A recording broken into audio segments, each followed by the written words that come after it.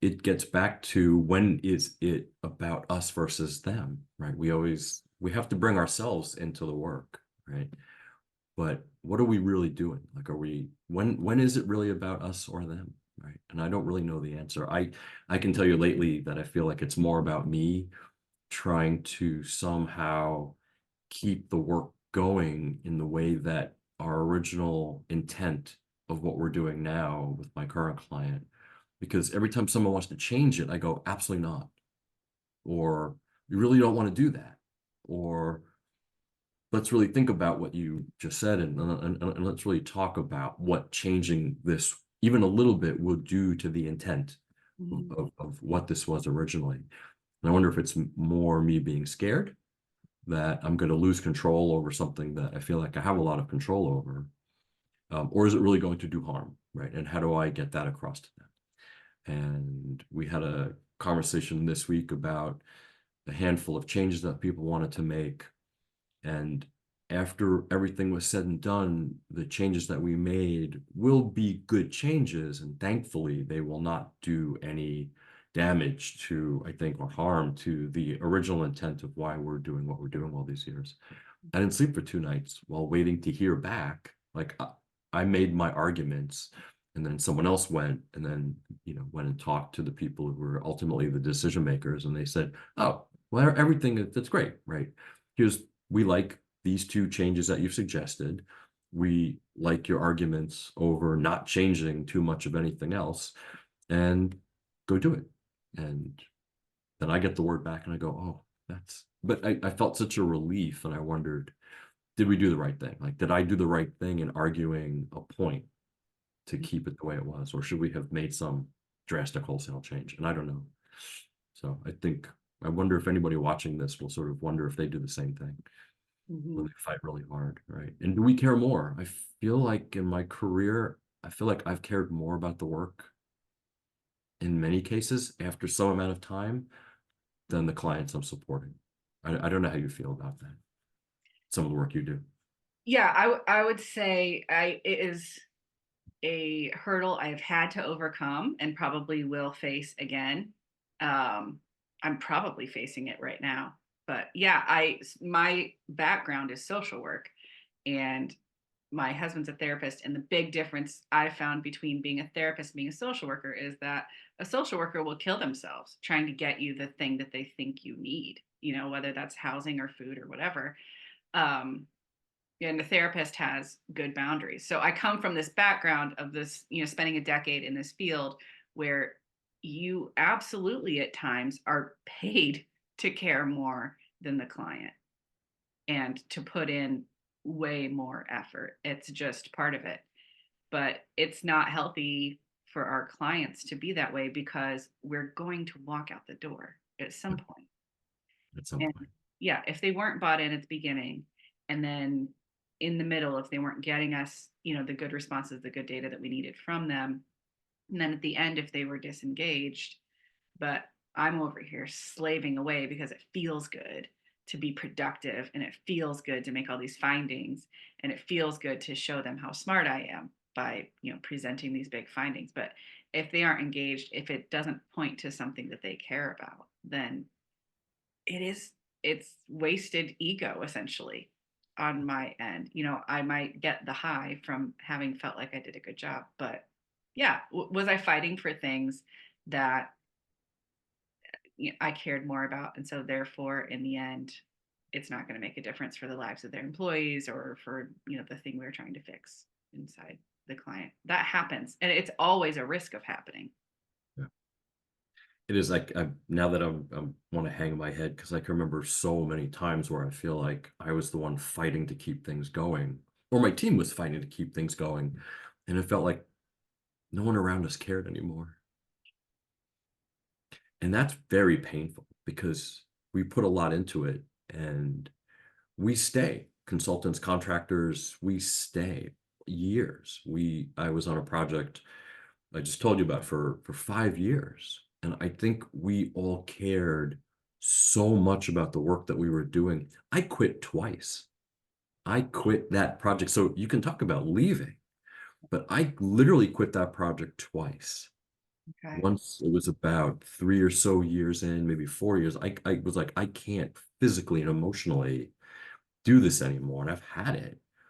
And it wasn't more than a couple of months when my phone rang again and said, please come back. It's a nightmare. We need you here. And I made the horrible mistake of coming back. I loved the people so much, but once I got back, I went, oh no, this was a terrible mistake to come back.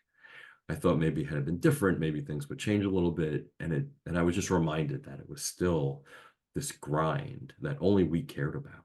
And Mhm. actually things had sort of even degraded further than that. And it was very interesting to me. And I quit right again. I don't think I survived more than a couple of months before I went, I have to get out of here again. Yeah. And I had another project also about 5 years that I loved. We all loved it. I think we loved the work. I think we all wanted to see that it was making a difference. I don't know if it did. Um, but a couple of years into the project, we lost our project sponsor and we got a new sponsor in. And that almost was this turning point for all of us where it seemed like no one cared much anymore. The contract was in place. You're just going to keep paying us. But it always felt different after that. And so we truly did care more, I feel like at that point than anyone around us. And we worked really hard. I don't know if what we did made any difference at the end of the day, other than we learned a lot. I feel like, I don't know about you, I still feel like I learn more than my clients do. And maybe that's not a good thing. Yeah. Yeah. I totally feel it. I don't know if I learn more than they do, but every time I'm like, I didn't realize I could see more or learn more about this thing. Well, You know, maybe that's it. react the way that they fill out surveys and what you can predict, like just based on things like that, because the pattern shows up again and again and again. Yeah, I wonder what the difference. So I'm in the private sector consulting. You're with the government consulting. I wonder, like, I think longevity of those projects is different, and the fact that my client's the sponsor of the projects, and that's not necessarily always how it is for you, right? It's different. Yeah. Yeah. They're much longer. Yeah.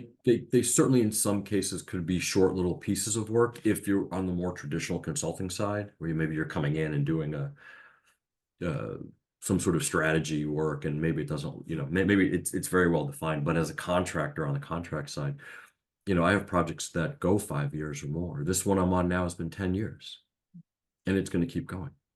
Yeah, that's an incredible amount of time. On my end, my goal is to get the client to be able to do a lot of this stuff on their own, to see challenges before they come, and then to solve them on their own based on what we teach them. And if we're coming back in, it's just to run the assessment. And every year it should require less on the back end after we do all the findings, because they know what to do as soon as they see the results of the assessment, and that's the goal. And I that's different than, federal contracting, the goals. Well, so is it really, I guess is the question. If Okay. you're, is it really? So, when I don't know the answer. I mean, I talked about one of these 5-year projects, and I won't say who the agency was, but it was a very large um, sort of process improvement type of effort. And you're talking a large number of people and a tremendously complicated environment.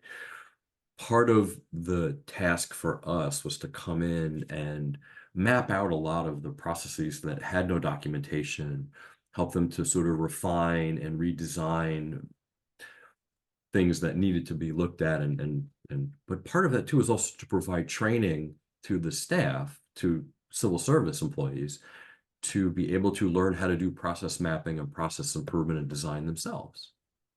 So we spent a year-ish designing about 13 training modules, and we were brought in, about 250 or more over the course of a year, people who were signed up to take the training. In many cases, it was sort of a part of their promotions program, but it was a part of their daily work to come and take this training.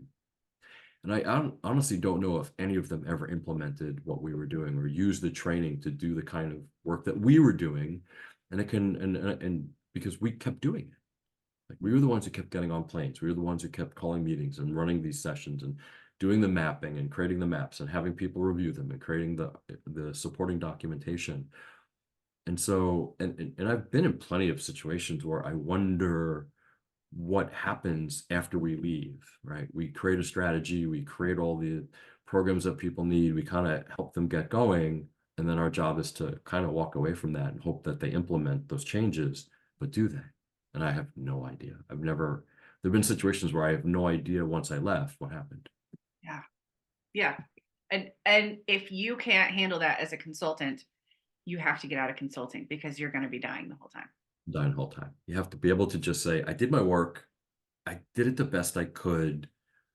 Thankfully, the paychecks cleared, and I hope they use it for something good. But then you have to leave, in theory. Mhm. And so I don't know. You're right. If you can't handle that, this is not the profession for you. Yeah. Yeah.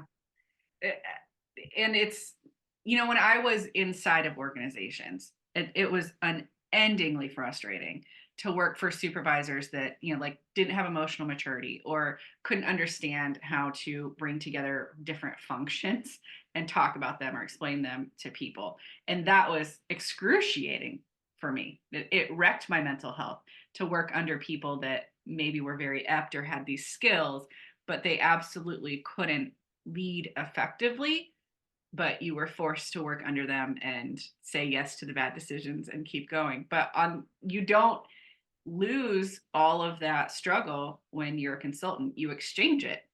The struggle then is you see all of it, you show all of it to them. They may react the way that you want them to react. You may, help them build the solution or give them the roadmap to build the solution, whatever the case is. But then you have to let it go. Yeah, and for me, I like that part. I'm like, okay, your responsibility, you have what we need. You can come back to us. But if you're someone that, yeah, just needs to have that follow up, needs to see that the work that you put in with them or for them is effective in the long term, then that can suck your soul dry. This is my current dilemma, right? I came into this. They're fantastic. I've talked about the current crazy, wonderful, mixed up people that I get to work with. I came in to help them design and redesign a very large, complicated piece of work. I don't think I expected to be there for more than a year or so.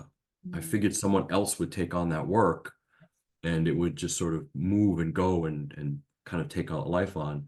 And I've now not just designed the solutions with them, I've implemented those solutions with them for 10 years. So in theory, I straddle that line of I started with them as what I thought was a consultant and then moved very quickly into actually then doing the work that I designed for, I thought someone else to be doing. Okay. And so and so now, unfortunately, I do find that I care a great deal about the work because I also designed a lot of it. And so I worry that I come across. So when someone says, "Hey, we need to make a change," I'm going, "No."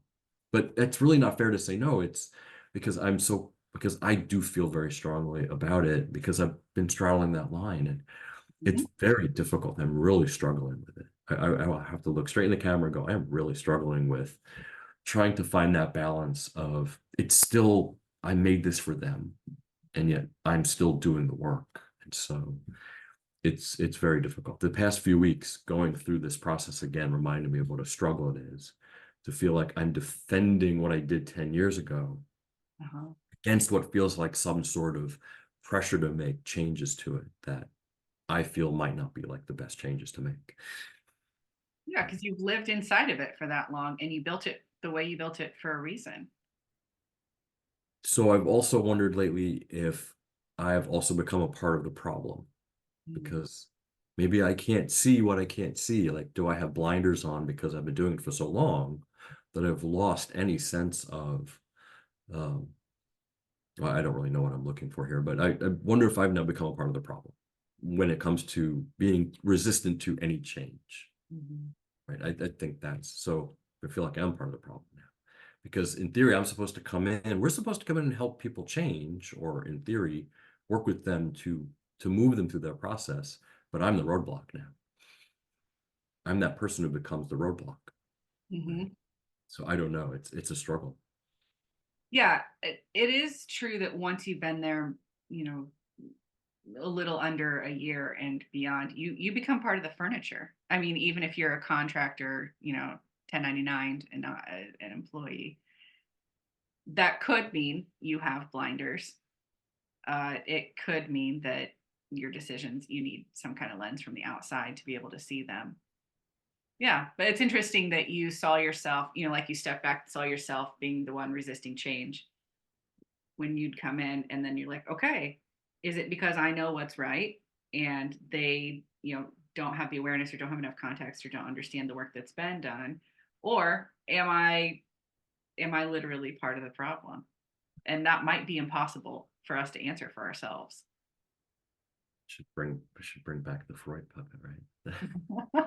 And poor Brittany didn't know I was bringing Sigmund, and she didn't know I was bringing his couch.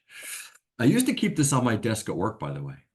Okay. And I was actually in an office because everybody knows that I have a thing about Freud. Okay. And I used to keep this on my desk, and every now and then I would literally put puppet on one finger and a couch on another when Uh-huh. someone and I were talking about stuff that always ends up down this path. Okay. So maybe Is that that wasn't the right thing to do either, but is that like a reminder to self, like to check, is this me? Is this my ego and not about the client? Is that why? yeah, it sure is because I think when we were talking before we hit record, I did suggest that a lot of maybe what I'm doing is about my massive ego, Mhm. right? I feel like I came in and I was I saved them, but did I really? Yeah. And I really do that by myself? The answer is no. I had so many people around me because we can't do this ourselves. We need everyone in the local context to tell us what we need to know, right? Does this make sense for your organization, right? And I can distinctly remember having a giant list of questions that were now have become a part of a 360 evaluation, very custom that we use. And I remember distinctly a handful of people going, you cannot ask that. We absolutely cannot ask this. We should ask that. We should ask this. Don't ever ask this.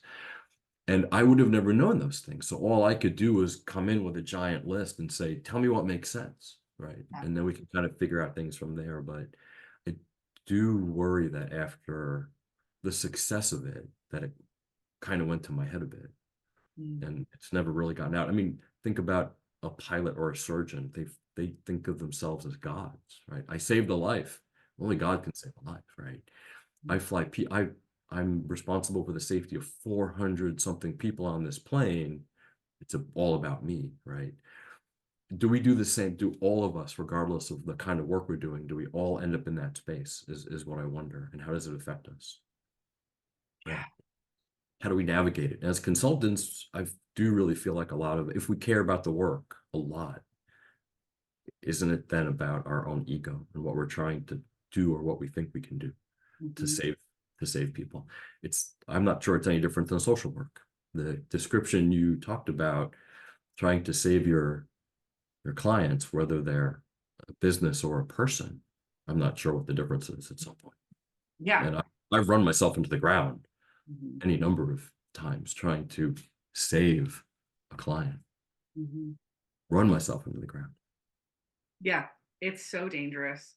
Yeah. I used to brag, even to my therapist, I'd be like, when I die, I want to barely get over the finish line. Like, I want to be struggling.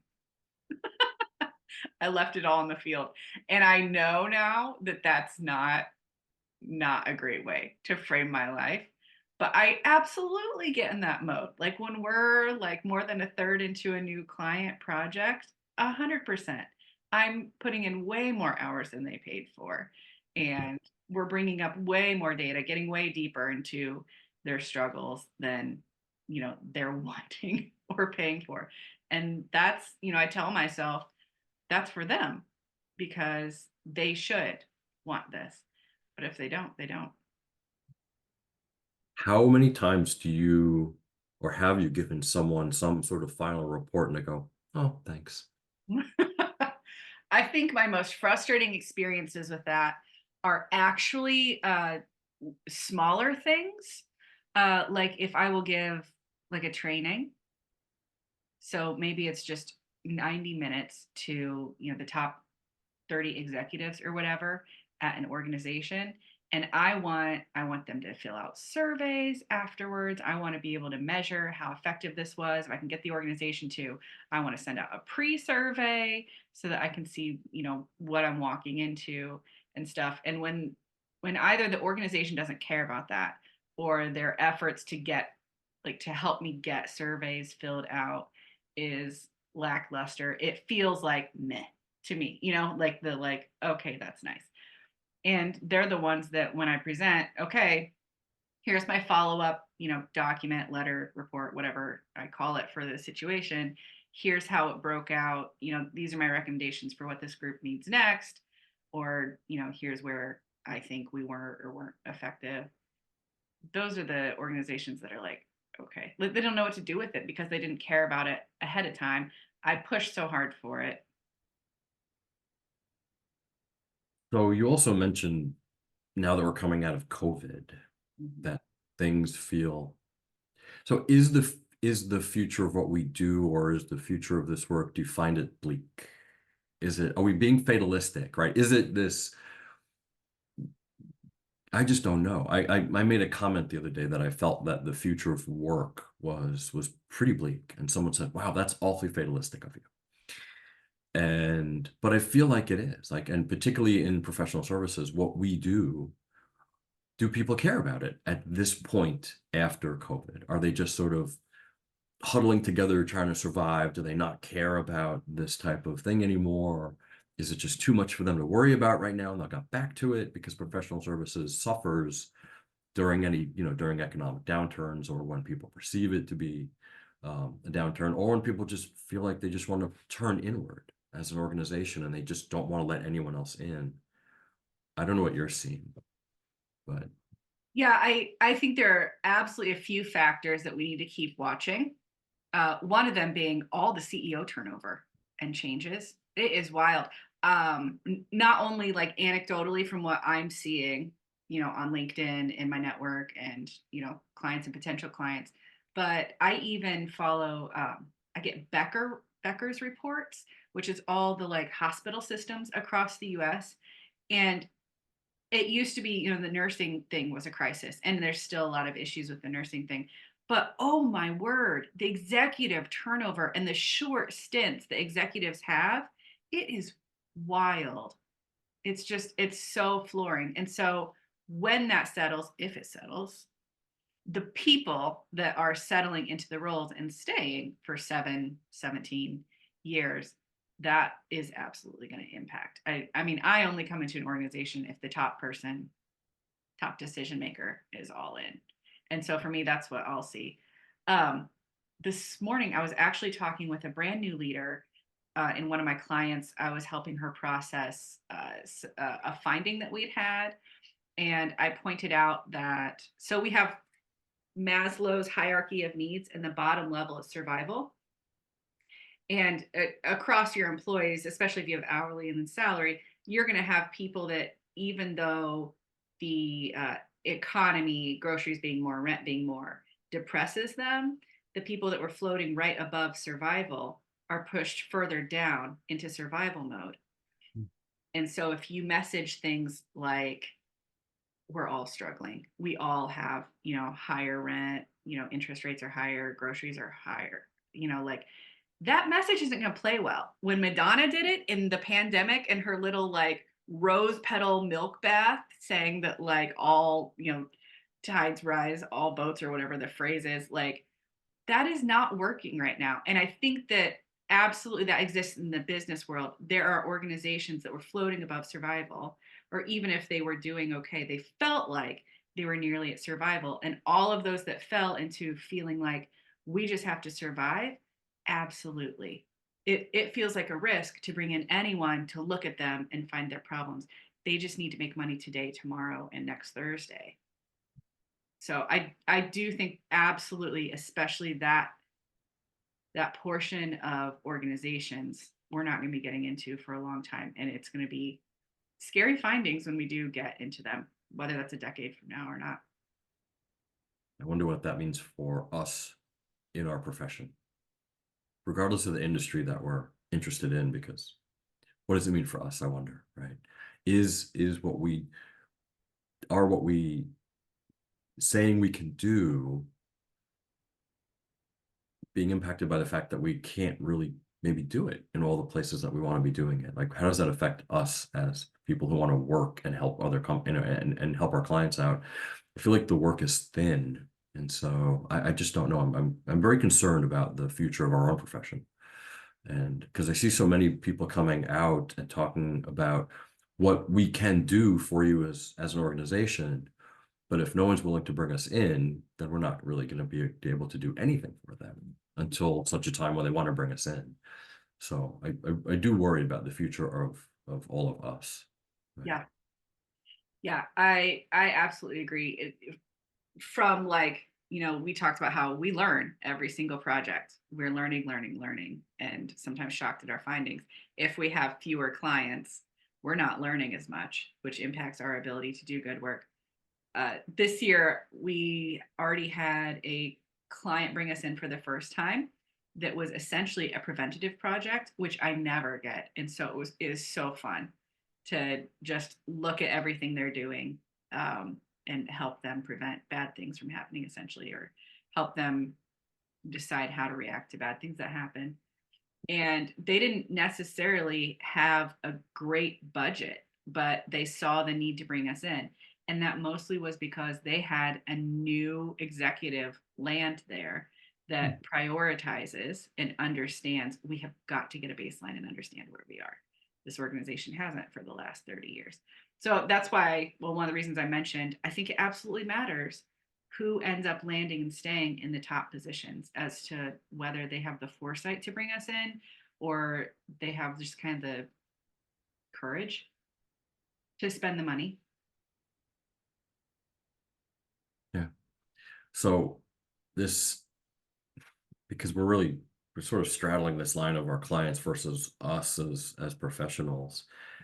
And I'm noticing, like, I kind of wonder, when we get hired internally, which I actually don't know much about. I've always been this external type of consultant where my job is to get hired by a consultancy, but yet really not work for them, right? At the end of the day, my job is to go and support whatever projects. But I'm curious, because now I am talking about this, how, when do we stay too long in a particular job or a particular role?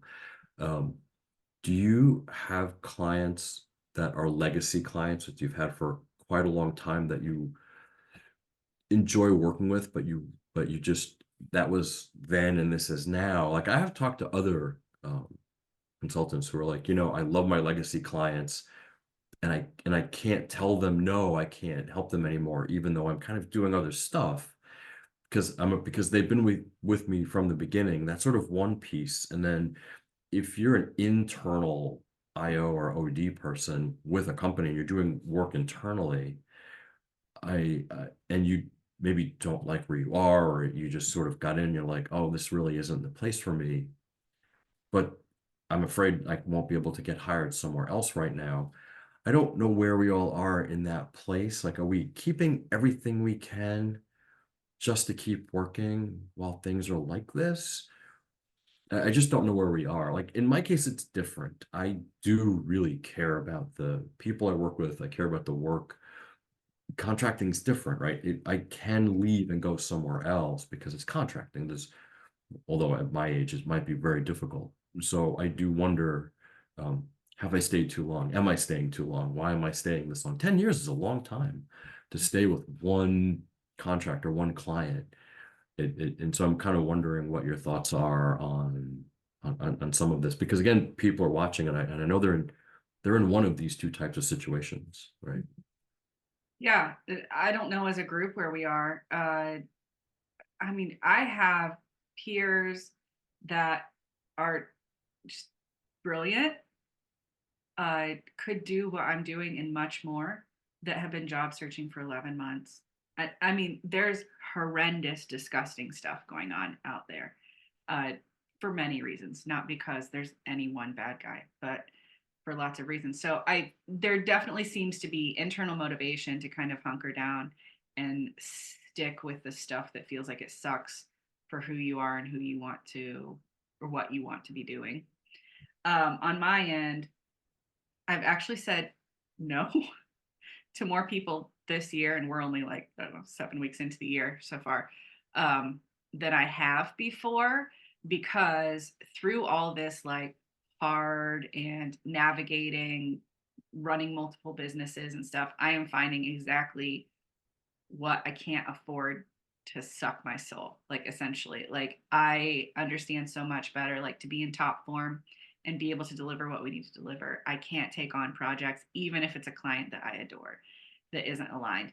I had one situation where I actually think at the end of the year was when yeah, it was Q4 of last year. They asked for a proposal, and I said yes to the discussion, um, to talk about what they needed.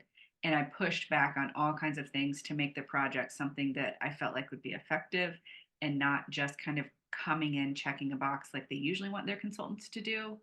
And they, yeah, they considered it, but they didn't bring me in. And that felt like a gift to me. I adore the organization, and hopefully I can keep working with them down the road.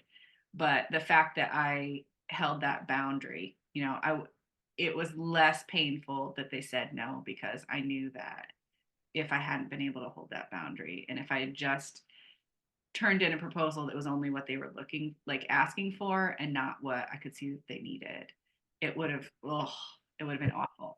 Like even if it had been a short-term project, it would have been awful. Um, so just I feel like going through, this scary time where fewer companies seem to be have the courage to reach out and bring in consultants, it has sharpened what I'm able to see before I walk into a project, and really refined what I'm willing to do. Whether I'm saying yes or no, like what I'm submitting is exactly what I'm able to do. And maybe that is ego. Maybe that some of that is like, I just want to be able to do the best possible what you actually need instead of what you're asking me for. It gets back to the same thing that I mentioned that my mom said, and it always comes back to my mom, right? You give them what they need versus what they want. And if they're willing to do that, that's a whole different ballgame, right? You want a Lamborghini, but you need a really good, solid Honda, Uh-huh. right? Right. I hear what you want, but I think this is really what you need, right? And I think that's our job, and it's always back to Freud, right? Because it really is, right? That's because need and want are very different when it comes to the people that we support. What they need and what they want are two different things. I fear that if I give people what they want, then I'm not doing a good job, Mm. right? I'm not coming in. I know that I'm not going to be able to help them other than I'm going to be able to give them something that they can hold up, say a consultant did, and maybe that is what that person written. Maybe I don't know if it's what they wanted or needed. Maybe they just needed to be able to hold something up and say, I paid someone, this is what they told me. You know, just That's move on. my biggest fear. Well, maybe not my biggest. One of my biggest fears is that I am brought in to like for this ulterior motive for them to be able to say something that they wanted to be able to say. Because I've seen that so much. It absolutely happens. But then it is about us, right? Yeah. But then it does get back to our ego. We don't, right? Because I don't want that. You don't want that. It's happened, right? I know it's happened to all of us at some point. The question is, what happens after that? Yeah. And so I know that the first time that happened to me, I was like, I know this is going to happen again, and I have to figure out how to try and avoid that from happening again. And yet, and every time it happens, I feel awful. Like I feel like I got used. But I also feel like it didn't do any good for the people who truly needed good done, which isn't just the one person, it's everybody under that person, because they're screaming for change. And yet you have a leader who might not want that change. And so they can hold up a document and say, Ugh. "Here's justification," and Yeah. everybody goes, ugh, right? And so this is this sort of cycle, but it really is. But that's not, but and that happens. But the one thing I can say is where I am now, that has not happened. It's been extraordinary for the first time in a long time, maybe ever, to feel people go, this is great. This is really helpful. This has made an extraordinary difference. Not everybody loves it. It's 80/20. But I think for the first time that I can remember in a very long time, I feel like I made a large difference in a really big, important way that does satisfy my need to feel like I've come in and done good by everybody. Um, and maybe that's why I actually stay. Right? That's why I continue to stay for so long, because it's this adrenaline rush every time something goes well, every time someone says thank you, that was unbelievable. That's a drug, right? We're addicts in many ways, right? We look for that adrenaline flow. We look for that, that pat on the back, right? Was that old expression, what's the difference between a pat on the back and a kick in the ass? About 2 feet, right? About 2 feet. Right? So Yeah. so so I guess I feel like in the past I've stayed far too long at places and not done any good. And now I feel like I've stayed a really long time, and I finally come to the conclusion that I think I've done okay. I've done some good, and I feel like that's been very helpful in many ways. But it took a long time to get there, and it took an environment that some of us never have. I don't know. I don't know that if you're just a consultant, you may never get a long-term client that you can look at your work over the 5 or 8 or 10 years. I just don't know if there are those of us out there with clients that they're with for that many years, where they can really see what they've done. They can really see the changes that they've made, Yeah. and the impacts that they've had. So I've gotten to do that finally, and it's very interesting because normally I never get to see it, right? You do something, you walk away, and you never know. Someone asked me once how I measured my, success or my return on investment for the work that I've done for my clients. And I said, I have no idea because I've never seen it. Yeah. Right. I said, I've never seen it. And I made up some silly examples trying to show, but it's very hard to do that sometimes. And so this is the first time that I've been able to do that, but it's been a struggle. All of this, is it about me? Is it about them? And how much resistance am I putting up? Like, and so it's been an interesting 6 months. And really that's why that email, when I sent to you with those 3 questions, and I guess we should read them. I don't know if they're at the beginning, but this whole idea of, do you care about the project more than your client? Is this about me or them, and what happens after we leave? I'm worried about what happens after I leave where I am now, Mm. because so far I am the single point of failure. I haven't trained anybody to do my work because I'm just doing that work. Uh-huh. So that is the next thing I need to figure out. Like, what happens?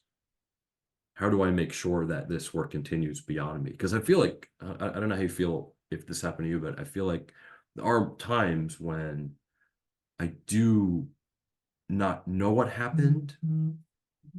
but in some cases, I actually know that things just sort of stopped. Like all the passion around the work that was being done. If it was really just me, it just sort of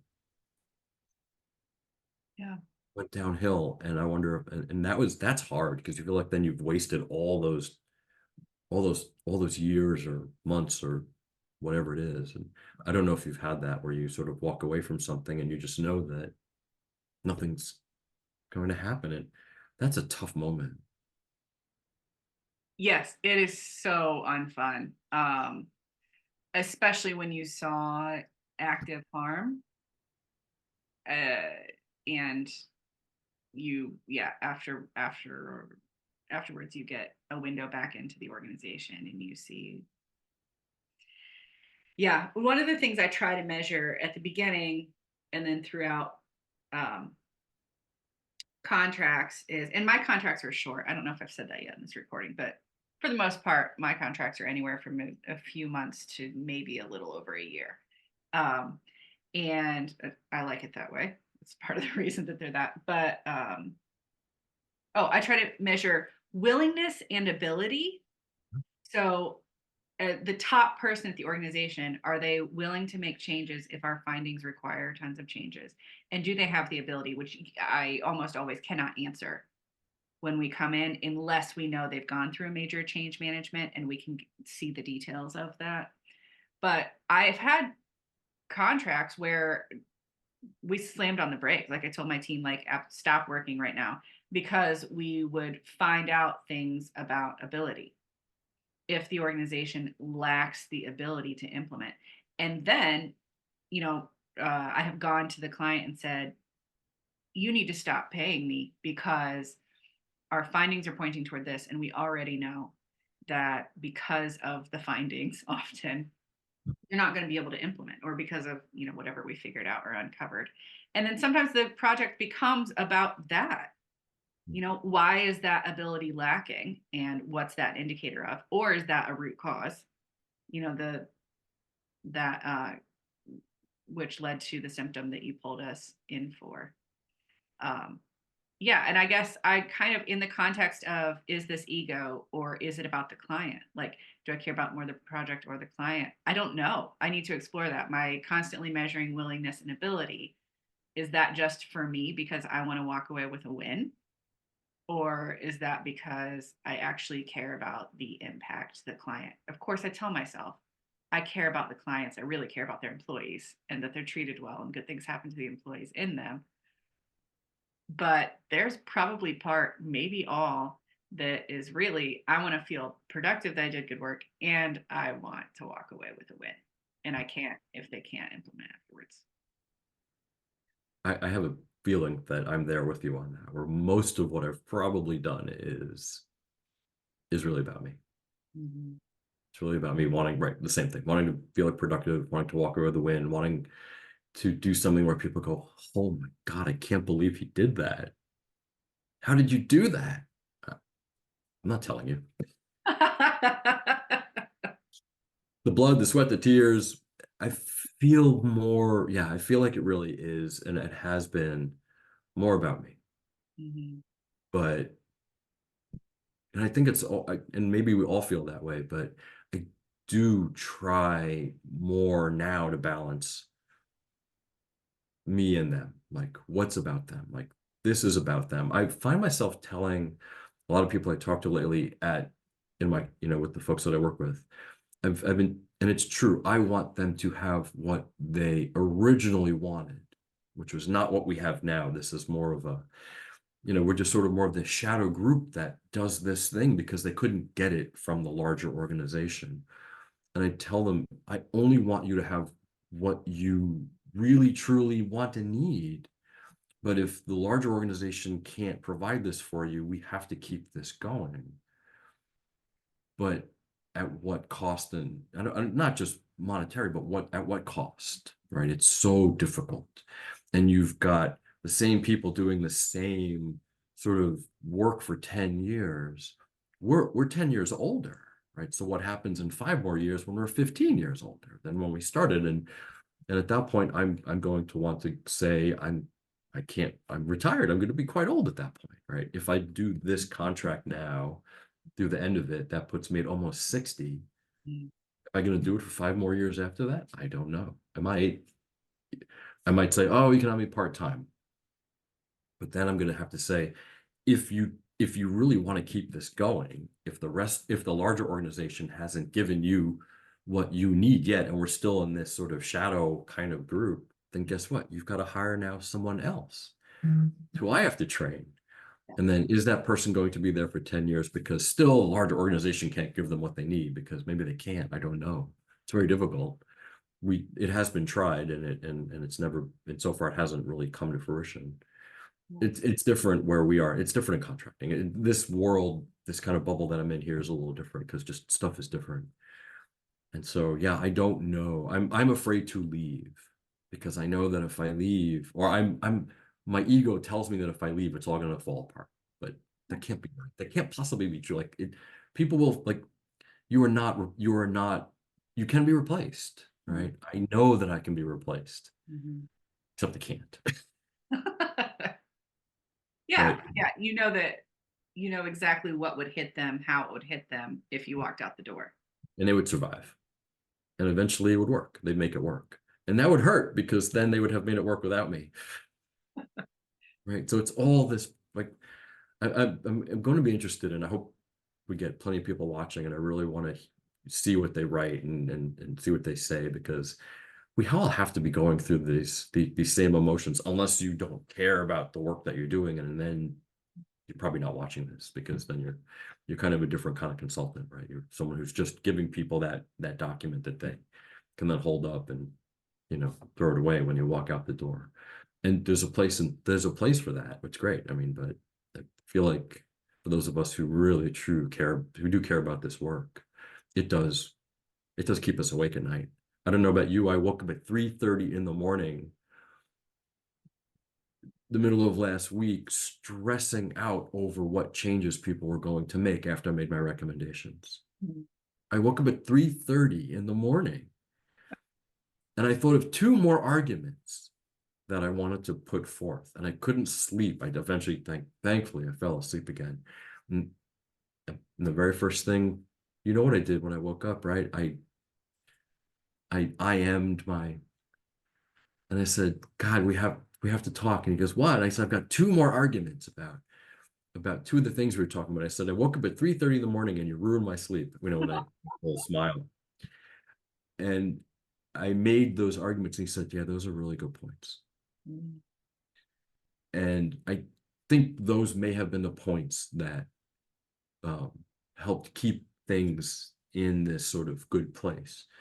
And honestly, I know I said, am I resistant to change? I think that the recommendations I made were good ones, and people outside, they listened to all of it and they made the decisions that were right for them. And in that case, I feel like maybe it all really worked out the way it was supposed to, right? Because they trust me, right? And I trust them to make the right decisions. But 3:30 in the morning, that's not healthy. That's not good to wake up and stress out over work at 3:30 in the morning. So it does get back to that middle question. Do we care more about this than they do? And I don't know. Yeah. And part of the challenge is getting to an answer with that, is that what we know when we walk in is so vastly different than what they know. They have been living it, and so they have expertise in their experience. But it's wild how differentiated their beliefs can be from what's really. It is just wild.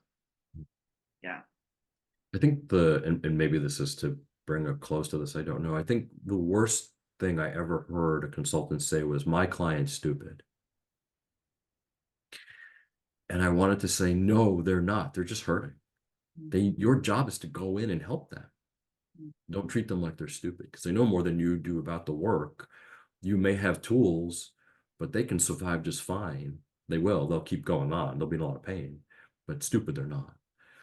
And I never treat my clients like they're stupid, because they're not, right? They're in their world. Fish don't know they're fish, right? And so my job is, again, we talked about this in the first recording. My job is just to try and make things suck a little less, but it is also to shine and to put a mirror in front of them and say, this is what I'm seeing, right? This to me is what you look like, Yeah. right? But and also going back to that list of questions that I had to have people vet, I thought they were all great, and I only think half of them survived. The ones that survived have been in place for 10 years, by the way, and are fantastic. Mm. They're nothing special. I went out and researched and said, these are all the types of questions you could ask. And they were the ones who picked the ones that worked for them in their context. Mhm. And I'm glad they did, because I couldn't have done that for them. I would have said, oh, all these are great. And at the end of the day, nothing would have worked had we done that. Mm. So my clients are never stupid. That was a weird thing for me to hear from someone. It sounded very jaded. Maybe they've just been doing this a long time. I don't know. Yeah, it sounds But I like think it's really thought. I don't know. I call them slide deck consultants. I suppose I won't argue with that. This person could have I could have categorized this person that way, but I didn't think of this person in that way until they said that. So I didn't think of, I still thought, oh, they're really smart. They know what they're doing. I could learn a lot from them. And then that statement was the end of it for me. I'm like, nope, I'm gonna go find someone else to be a mentor. And it was a very long time ago. So it was a different time and place too.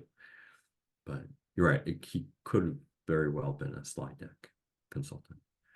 Are they all like that? Is that a fair thing to say? Because do I'm we so, have you know, slide deck I'm so consultants? jaded about that, partly because of the accounts I follow on social media of consultants making fun of themselves, like those that are in these massive consulting firms and just I joking mean, about. I was there, right? I worked with a lot of people, a lot of really, really smart, brilliant, really passionate people in those types of organizations. And I knew who the other ones were, but maybe I was just in a weird place. Maybe I was just in like some weird, strange group that was some bizarre world where the people around me truly cared and were highly skilled at what they were doing.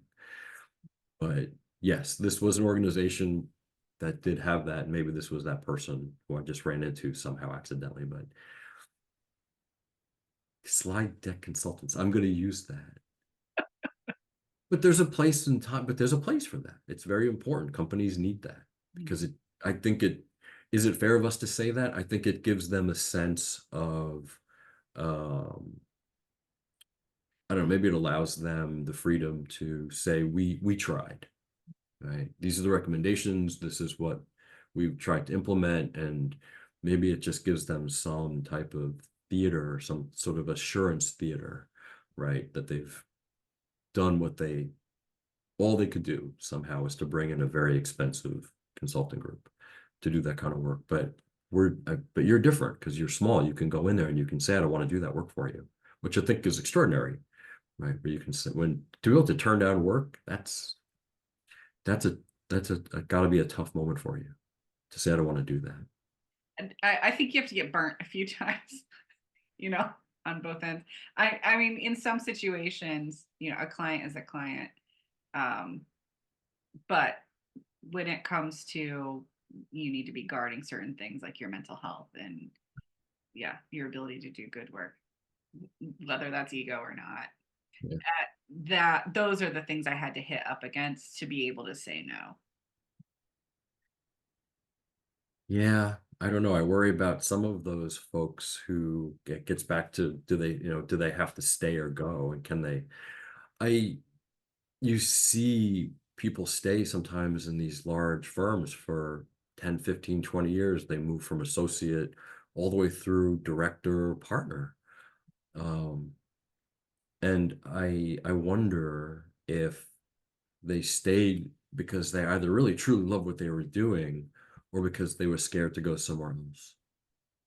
Because maybe they felt like they stayed too long. I worry about what happens when you're in that environment. If you stay too long, can you go somewhere else, or do you have to go to that exact same environment Mm, and be in that place just somewhere else and hope it's not quite whatever the situation you were leaving?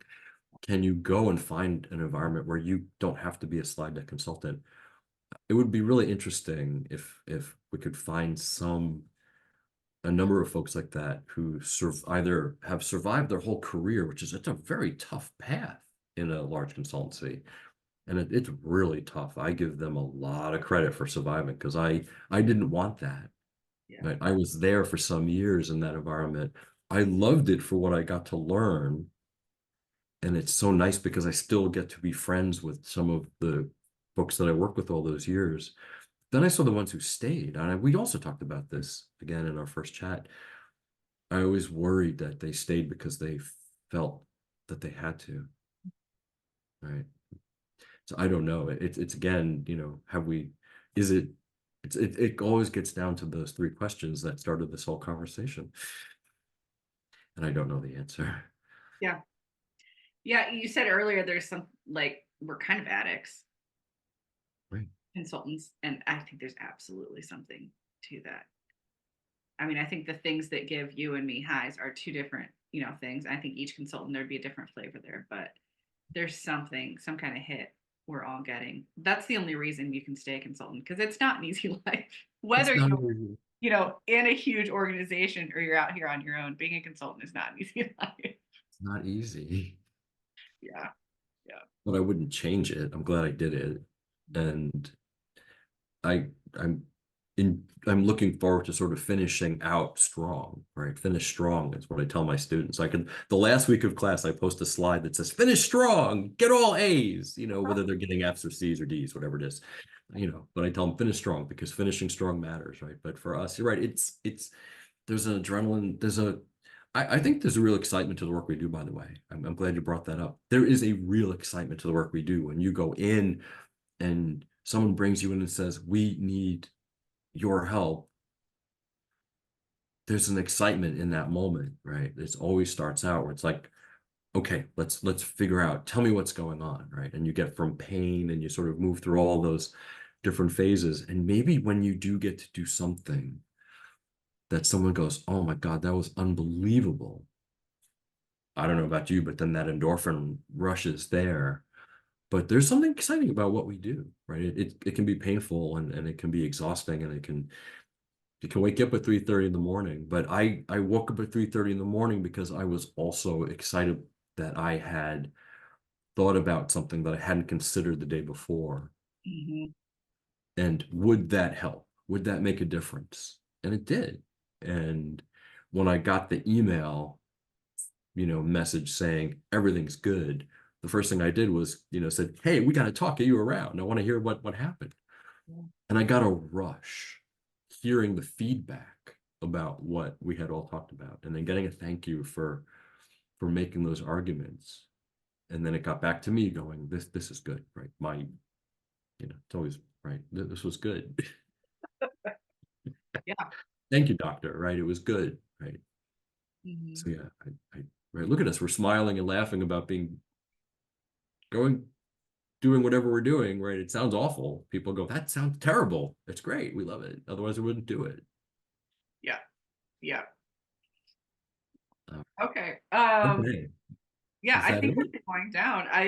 Yeah, we hit it. I'm really curious as to what people will think and the reactions, especially people that do consulting that's a little different than what each of us does.